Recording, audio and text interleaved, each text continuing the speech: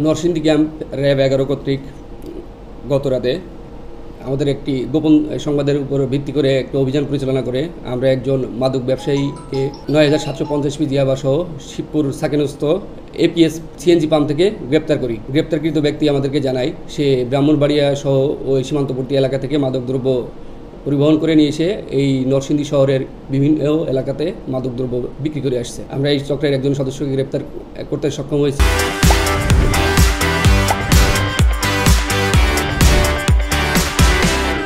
দ্রব্য পরিবহনকালে যে প্রাইভেট কারটি ব্যবহৃত ছিল সেই প্রাইভেট কারটি আমাদের জব্দ তালিকায় আছে।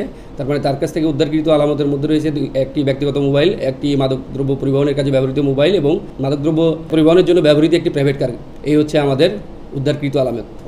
চেক করে জানতে পারছি তার নামে পূর্বে আরও একটি মামলা রুজু করা আছে। তাকে আমরা শিবপুর থানাতে সোপর্দ করা হয়েছে।